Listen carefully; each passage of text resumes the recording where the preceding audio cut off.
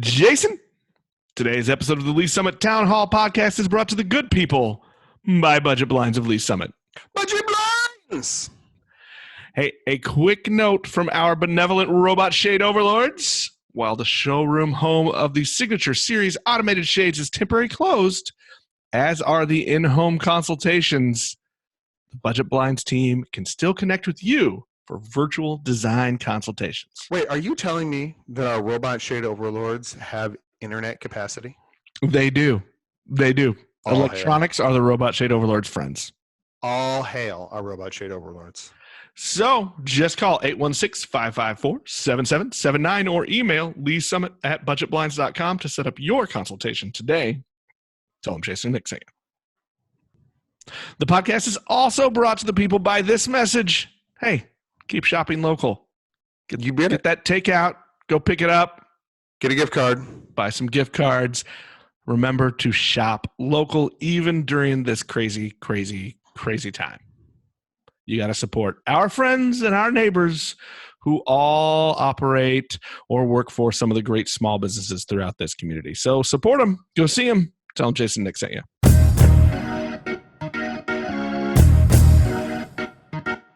Hello again, and welcome to Lee Summit Town Hall, a weekly podcast about what you can do to make a difference. I'm Jason Norbury, and as always, I am joined by a man who remains displeased by this new normal. It's Nick Parker, the publisher of Link to Lee Summit.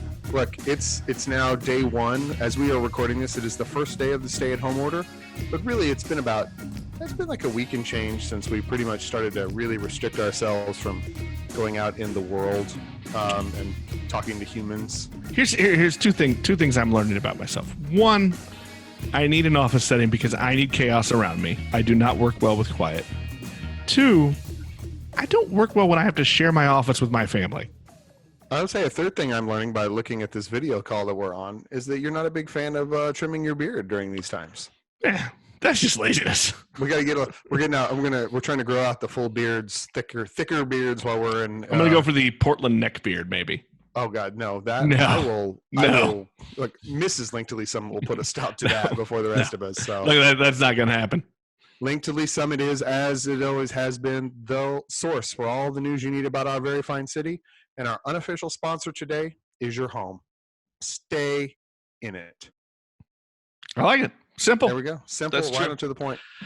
So, Jason, here. Are you ready for the news? Everything's closed.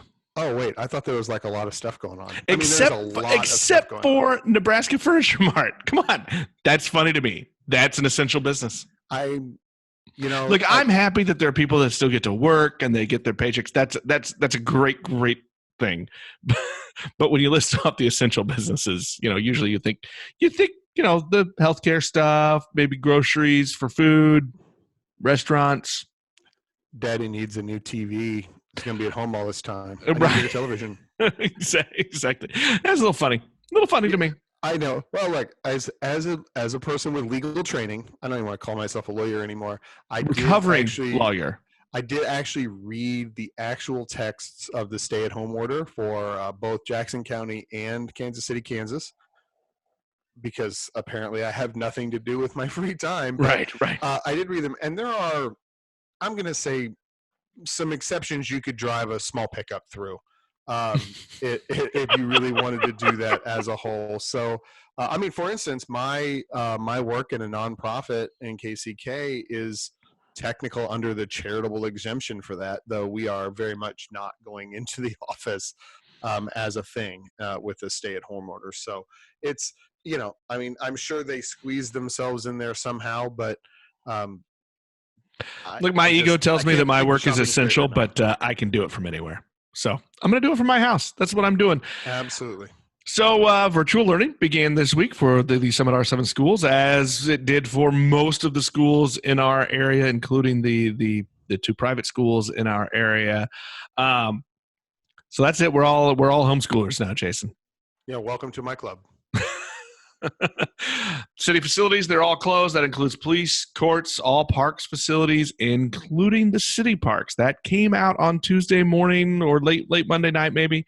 So even the parks are closed. Don't go there. Don't go spreading your germs.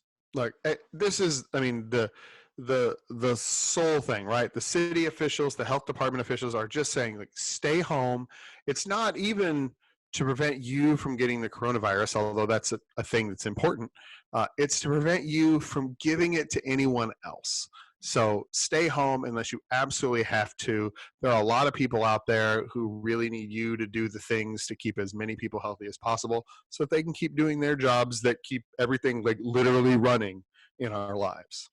So here it is. Look, food, medical needs. That's it. Those are the two things. That's what you leave the house for. Otherwise, stay home, have fun, enjoy some time with your family. Look, I got to tell you, our board game playing, that's gone up. We played some cards. I'm playing a lot more video games than I have. That's fun. Go to the county, the city, the school websites for up-to-date info. Don't go to that kid that you went to high school with that really, really likes Facebook. That's not the right place. No. Go to the source, go to the county, go to the city, go to the school's website, stick with us at linktoleesummit.com. We'll try to forward on all of those updates as they happen. That's really it.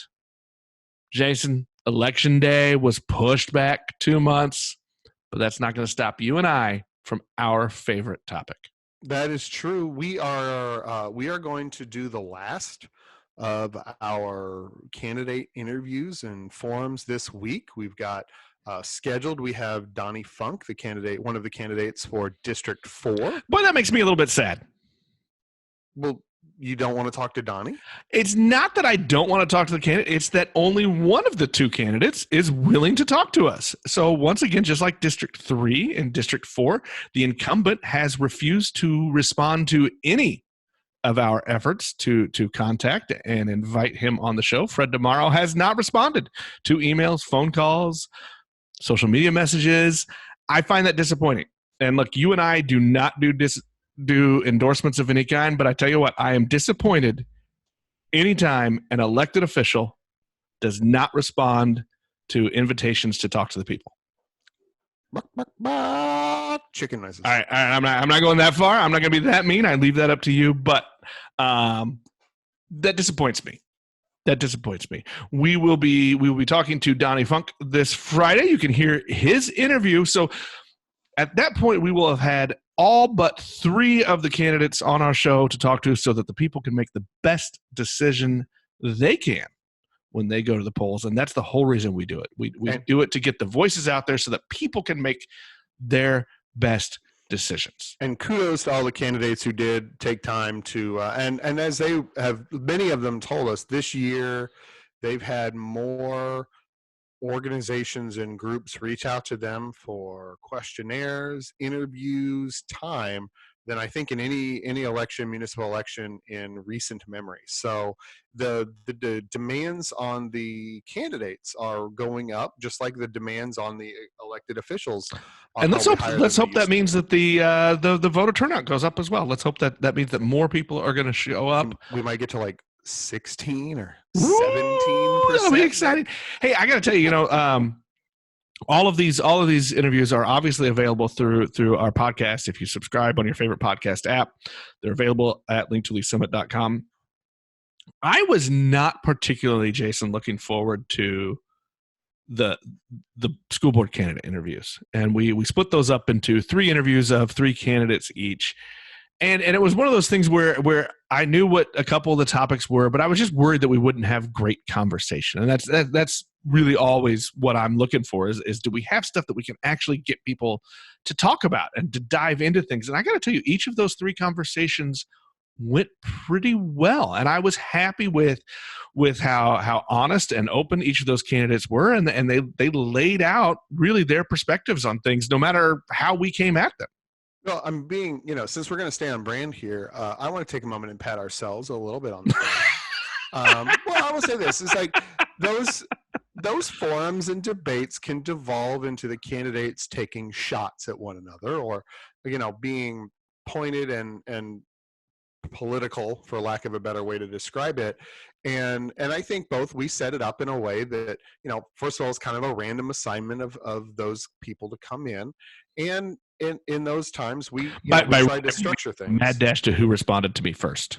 Right. I mean, honestly, that was the way. But And then we also tried to keep things in a way that discouraged that kind of thing. We were wanting people to be positive about what they had to say and not negative about what everybody else had to say. And I think the candidates as a whole, especially I think since they're all running for 3 spots, so right, 9 candidates for 3 spots. Right, but on any 3 candidate panel, they could all win. Right. Right. I mean, that's the way the math works. And so I think that they did also a good job of not dragging that down and trying to take shots at one particular candidate or another in the process. But once again, I want to say that we just did a really good job of setting that up. So good on me. Well, boy, that is on brand for you. I think I really like how it went, and I think you can say this for some of the city council candidate interviews as well. But even when I felt like maybe we were asking a little bit tough, right? When we were trying to be a little bit hard and demand a little bit more of an answer than you can get when you have, say, all of the candidates on the stage at once, it was still a positive discussion. It was still about, hey, here is the perspective of this person, and here's what they think. And again, it meets what my goal is, which is just to get their voices out there so that people can make the best choice they can for themselves. Absolutely. And in that vein, we do have in the second half of this show today, after our advertisement, we do have an interview with the last of the District 2 candidates we were able to get for an interview, Steve Lee. This got delayed a little bit due to some scheduling conflicts, but we did manage to get it in a reasonable time. It's just been a bit, I don't know, stuff seems to have happened in the world and delayed our capacity to get it out. So I'm gonna make one apology on that one. The audio for myself on the first half of it was not so great. I had a little issue with my soundboard, but I fixed it like halfway through the interview. So you recovered. I recovered. I did. That's all right. I finished the race. Look, people only want to listen to the candidate and me, so it's fine. It's fine, Nick. There we go. No, I feel sad. Right. Well, we're going to take a short commercial break. We're going to hear from a sponsor, and then we'll be back with our conversation with City Council District 2 candidate Steve Lee. Hi, I'm Jane Monroe, owner of Embrace the Grape and District 4 resident. Donnie Funk has my vote for City Council, and here's why. Donnie's time serving on the Planning Commission, his experience in the construction industry, and his work as a small business owner has given him the insight we need on City Council. This means that Donnie knows the questions to ask to get accountability for our tax dollars. Donnie Funk is a strong advocate for public safety and will work to ensure police and firefighters, along with all city employees, are well cared for. Join me in voting Funk for 4 on April 7th. We're here with Steve Lee, candidate for District 2 City Council in Lee Summit. Steve, I appreciate you working with us to get us onto your calendar. I know you have been busy, and then as we all sit through the concerns growing around COVID-19, our schedules are even nuttier now. So I appreciate you taking the time, and as we all self-quarantine, isolate, whatever the term is, we're doing this video conference this time. Steve, welcome. Thank you. And I appreciate you for going above and beyond to do this via telephone and all that kind of junk. So I appreciate that. No problem. It's our pleasure. We love getting as much of the voices out there as we can so that the voters can make the best decision they can when they go to the polls. 2 more months of campaigning, Steve. What else could you possibly ask for? I don't know. It was in April, so. Well, it's 2 more months to ask people for money, right, for the campaign? Because I'm sure I've never run. Part. Jason has. I'm sure that's just a fun thing to do is ask people for money. Begging for money is definitely the best part of campaigning. All right, Steve. We're gonna go ahead and get rolling and start on these questions. And I'm gonna start off with, as I like to do, talking a little bit about housing and economic development. Yeah. When you're in your answers on the questionnaire, once again available at linktoleesummit.com, are noted that you wanted to kind of take a piecemeal, not a piecemeal, but an individual approach to each of the projects that might come before you, and you noted it as like the purpose of the entity and the study of its community impact. So what are the factors that go into that for you that are going to help you make those decisions? I think ultimately it comes down to the relationship with the citizens of Lee Summit. So kind of start from there and get the feedback from those that would be around and in the areas that would be affected by projects. It's the community. It was housing. What was the question? It was the housing. The question was about housing in general, but yeah. Right. So kind of get the feedback from those that would be around that project. Look at other cities that have implemented those kinds of projects within their city and see how it's affected them. I'm not one to kind of keep up with the Joneses. So just because another city does something, I really want to see how it has affected the cities that it's been involved with, and not just try to look like any other kind of city out there. I want to keep, Lee Summit, Well, okay, so in that we've seen, I think, in the last couple of years, and Nick and I have talked about this a lot on the podcast, that there's often, I think, more community resistance, or at least neighborhood resistance to new housing projects, especially multifamily projects, than there has been. And sometimes the council has pushed forward with those, and other times the council has yielded to the outcry. So how strongly do you weigh that? And more, I think even more importantly, when are you going to, where's your sort of break point, or can you think about what your break point might be where you might stand against, what those who show up, for lack of a better way to describe it? I understand. So given a pushback from the city versus a pushback from the community, is that what you're kind of saying? Like, right. I mean, how do you, at a certain point, there potentially is, I would say, a project that you might see that you might think is a good thing, but your neighbors or the neighbors around it the ones that come to city council and talk about it anyway are going to be opposed. How do you balance those things? Absolutely. I think, as in general, people tend to shy away from change, big different kind of things going on within the community.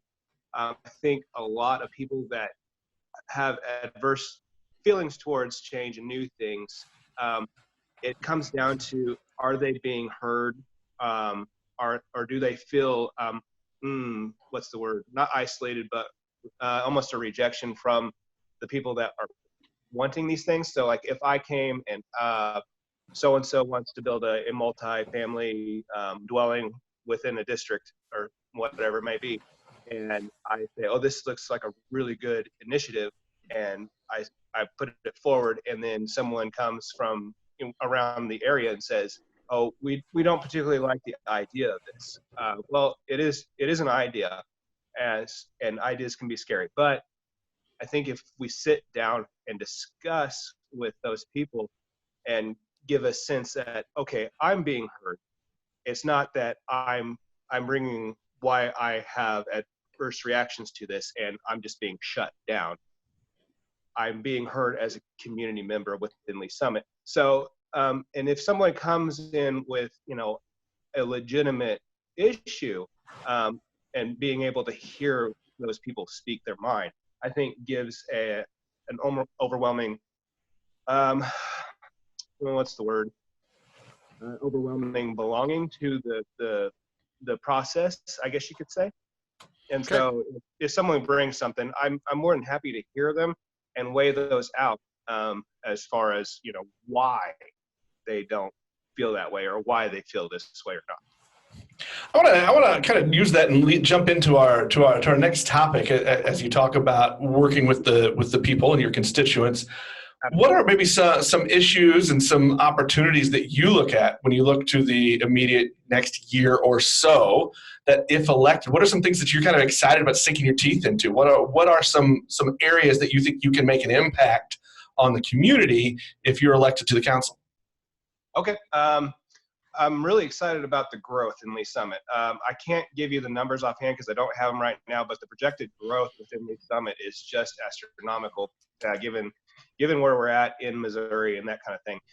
So I'm really excited about that, with the opportunities that come along with a growing community. I really, like I mentioned in the questionnaire there, I'm looking for some unique opportunities to be brought to Lee Summit. I really like we've had the exit room for a while, and I really want something that families can come and be a part of. So I'm thinking someone who would bring an idea, like especially like around summertime, right?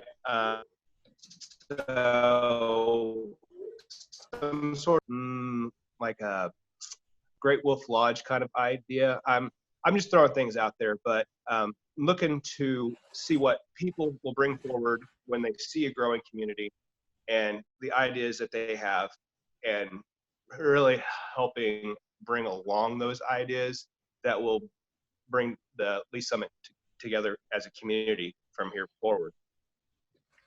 Kind of the flip side of that question, Steve, is what are some issues? What do you think will be some difficulties? I mean, I think we can safely say that one of the toughest things will be as soon as, if you're elected, as soon as you take the seat, you're going to be talking about the budget and setting the next budget for the next fiscal year.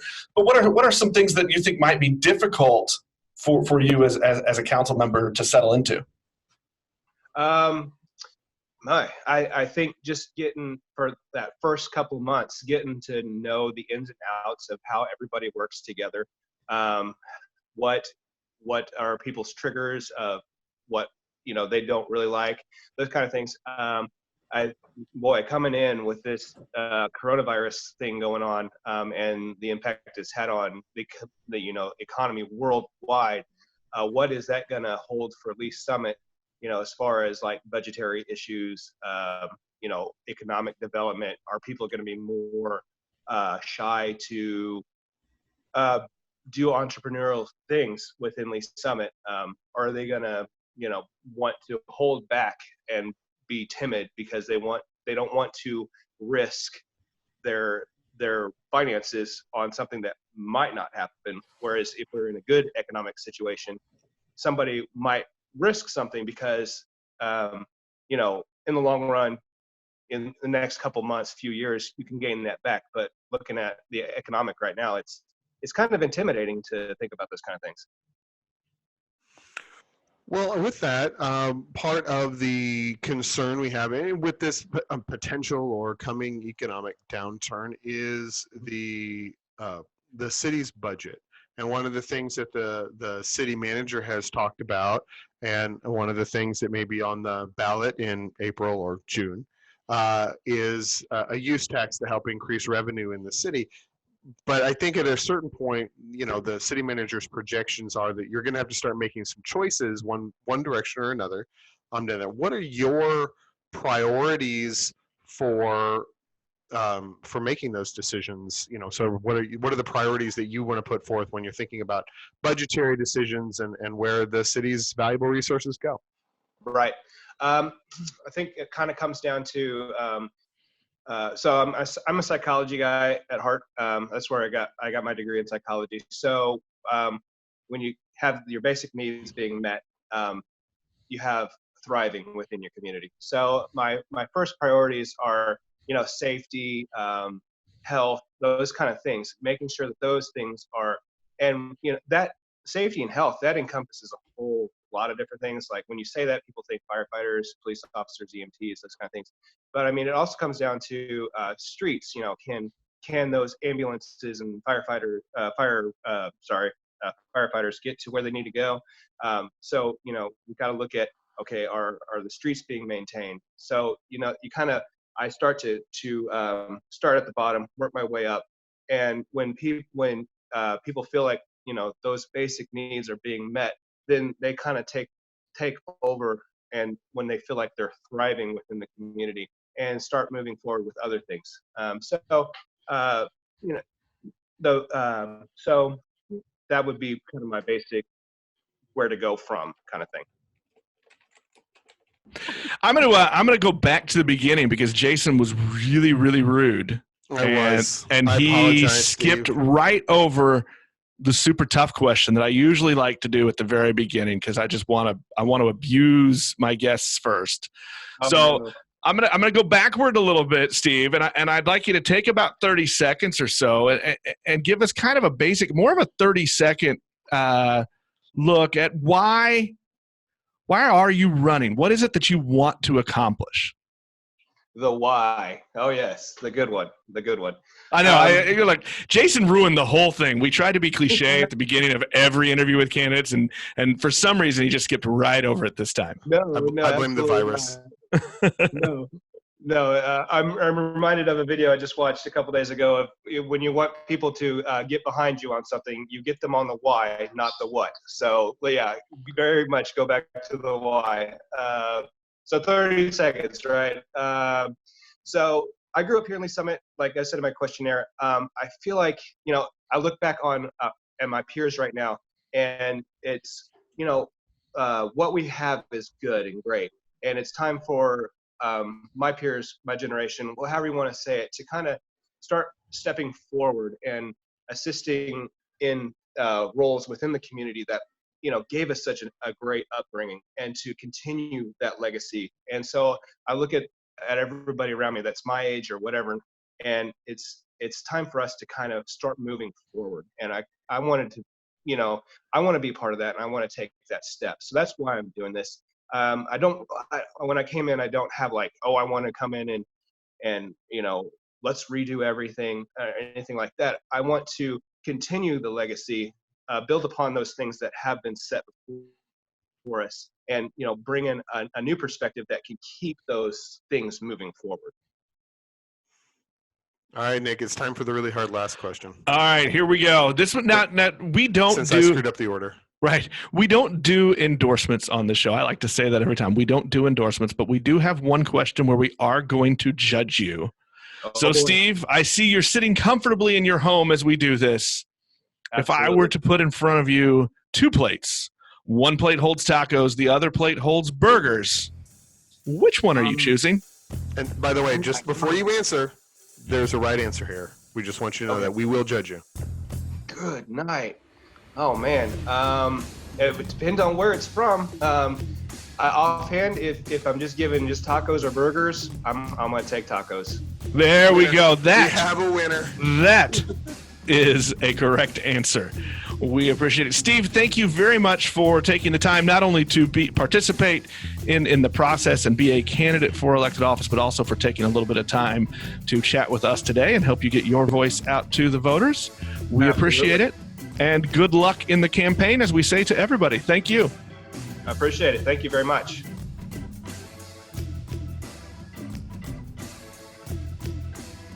You have been listening to Lee Summit Town Hall, a Link to Lee Summit podcast with hosts Nick Parker and Jason Norberry. A proud member of the Fredcast Network, you can subscribe to this podcast on most of your favorite podcast apps and catch us every Monday, Wednesday, and Friday for all the news, analysis, and conversations on the Lee Summit community. Connect with us on Facebook at Link to Lee Summit or on Twitter at LS Town Hall.